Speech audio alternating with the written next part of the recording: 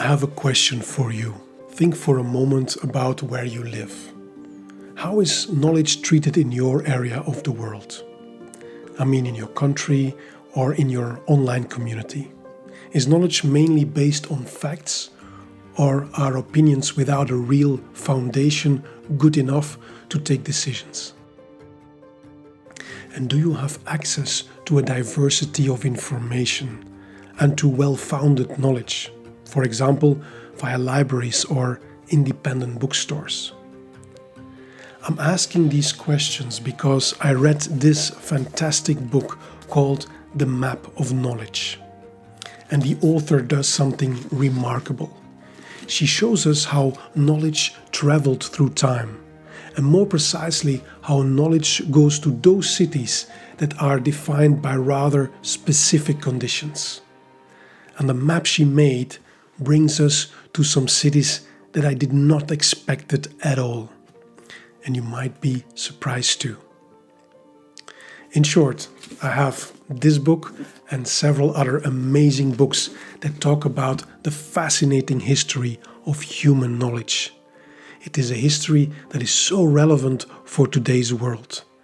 And I absolutely want to share these books with you, of course. So, welcome back to Bold Books and Bones.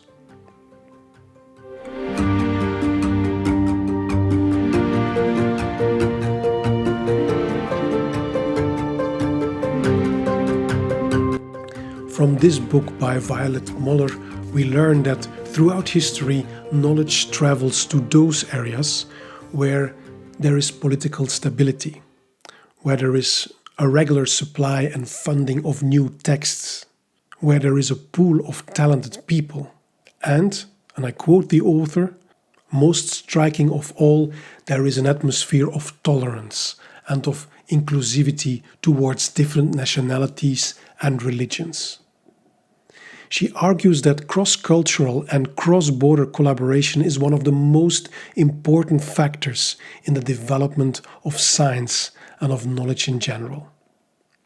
If these conditions are not met, then there are no translations of texts, there is no movement of knowledge, and there is no fusion of ideas coming from different cultural backgrounds.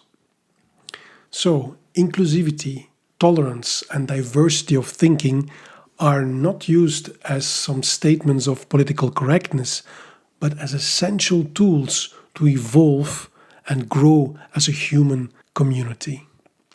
Now, how does she come to this conclusion? She makes this point by doing something really cool.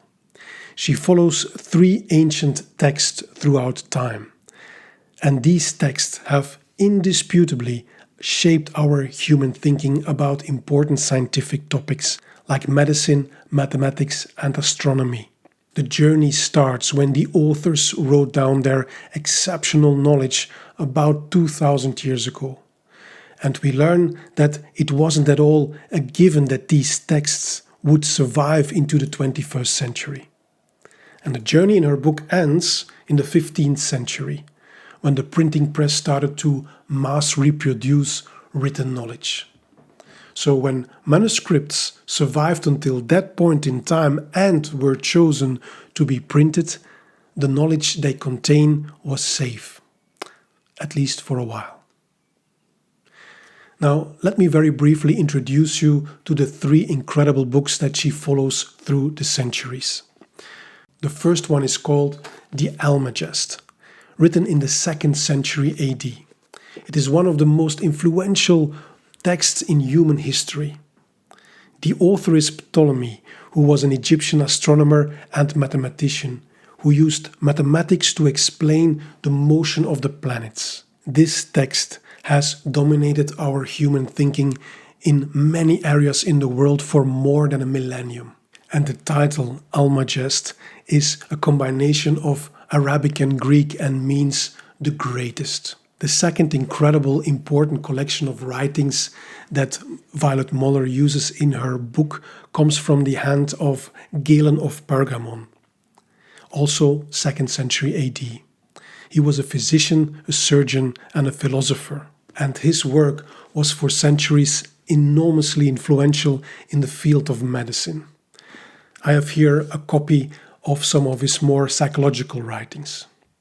And the third text that she follows to create her map of knowledge is this extraordinary work called The Elements by Euclid, compiled around 300 BCE. Now, just like the other two writings, it is a fundamental building block of our common human knowledge. And although the other two writings have evolved through time and many of its concepts have been adapted or even dismissed, this work has stood the test of time almost in its entirety, and its content is still taught today. So it seems it contains a deeper truth. So, to say the least, these writings illustrate the profound knowledge of three of our extraordinary human ancestors who lived about 2000 years ago. Now, by choosing these three essential authors, the map of knowledge starts in the Hellenistic period, and mainly in the city of Alexandria. This city was in those days a great place of learning and an exceptional place for the development of knowledge. However, we learn from her book that at some point the tension between the radical Christians and the so-called pagan philosophers became increasingly violent. The so-called pagan philosophers were people that continued a tradition that stretched back to Plato and Aristotle. Now, a famous and tragic example of this tension is the killing of one of the most prominent female philosophers of that time. I'm talking, of course, about Hypatia, who was a mathematician, astronomer, and philosopher. And in March 415, she became the victim of a brutal murder at the hand of a gang of Christian extremists. Then we learn from the book by Violet Moller that later, in the year 529, the intolerance towards non-Christian beliefs in that area of the world reached a tipping point, because it was put into laws by Emperor Justinian, who forbade all so-called pagan learnings. So, back to my question about where you live. Imagine you live in a city or in a community where at a certain moment in time it is decided by law or by rule that one part of knowledge is from now on unacceptable and cannot be used anymore, especially knowledge that is based upon scientific principles. This dynamic, where groups of people deny or forbid knowledge based upon scientific research, will unfortunately repeat itself many times throughout our human history. We saw it in the 20th century, and we see it again now in the 21st century. Now, back to Alexandria. What did these learned men and women who lived in 529 AD do in such circumstances? Some of them got imprisoned or were killed, and many of the manuscripts that contained their knowledge were destroyed. Others decided in that period to leave Alexandria because they sought a safe haven where they could continue their work. And some of them found this safe haven in the Persian Empire. And this is how the journey in this book starts. From Alexandria, which was until then one of the centers of learning in that part of the ancient world, some scholars moved with their manuscripts to a new place where there was an atmosphere of tolerance, room for diversity in thinking, and there was a keen interest in scientific thinking. And that place was Baghdad. Violet Moller shows us how scientists in Baghdad had measured the circumference of the Earth, revolutionized the study of stars, developed methods for translating text, produced maps of the world, defined algebra, and modernized the discipline of medicine.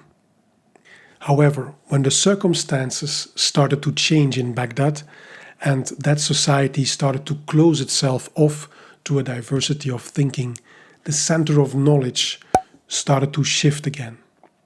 And Violet Moller follows the travels of the manuscripts to new places of learning. One of them was Cordoba in Spain, which was then still under Muslim rule, and it would remain like this for 700 years. And it is again this atmosphere of tolerance and openness to diversity that were some of the drivers to make Cordoba an important center of learning. What I find fascinating in her approach is that she helps us to understand that knowledge cannot be constrained by boundaries of culture or politics or religion. She continues to follow these three books on their extraordinary journey that started in Alexandria, then went to Baghdad and Cordoba. We continue our travel to Toledo, Salerno, Palermo, and finally we arrive in the 15th century in Venice. And just like in a real journey, we meet people in this book. Violet Moller introduces us to different scholars from these cities. We meet, of course, Aristotle, Ptolemy, Galen, and Euclid, but we also encounter great thinkers like Al-Zarawi, Al-Razi, and Al-Farabi, who was known as the second master after Aristotle. And we meet many others. Now, don't get me wrong, this is not a boring history book that just sums up some people and their dates of birth. Instead, the author shows us in a compelling way how each of these people contributed to our human knowledge. Some of them created highly original work on astronomy, medicine, philosophy, poetry, and other topics.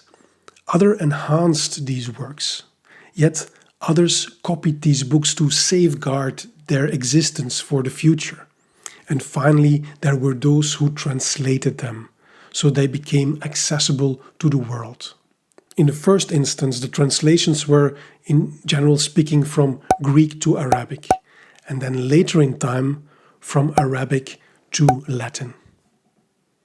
So this book by Violet Moller explains the incredible, interesting dynamic of how human knowledge travels through time, and that the knowledge that we have now has passed through many hands and minds from many different regions of people who spoke Greek, Hindi, Persian, Spanish, Arabic, Latin, and so on.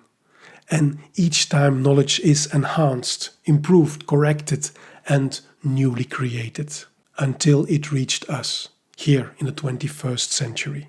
So in this sense, we can talk about a common humanity with a common human knowledge.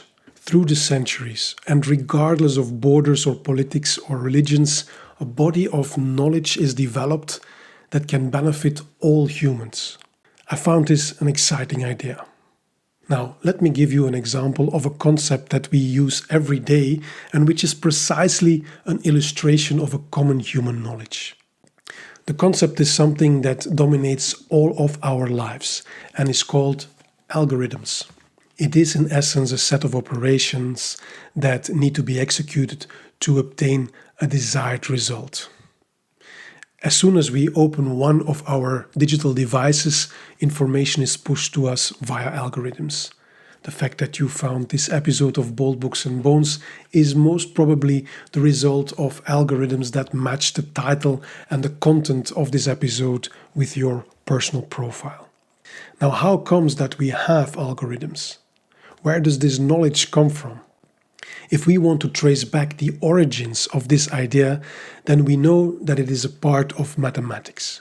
In the 9th century, Muhammad ibn Musa al-Khwarizmi wrote the book called Kitab al-Jabr, where he established algebra as an independent discipline. And he also established the concept of the algorithms.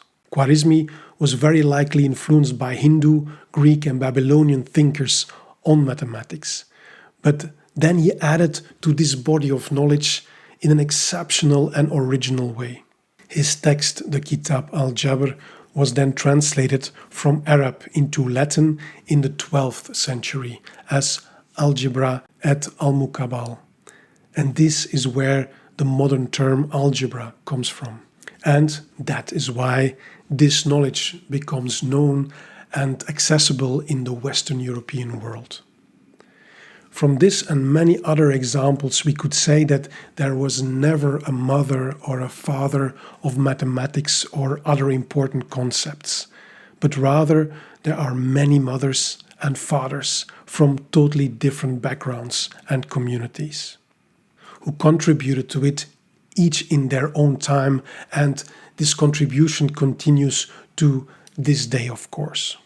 Or maybe more accurately, what I learned from this book is that it only continues in those human communities where people embrace diversity of thinking and there is an openness to the sciences.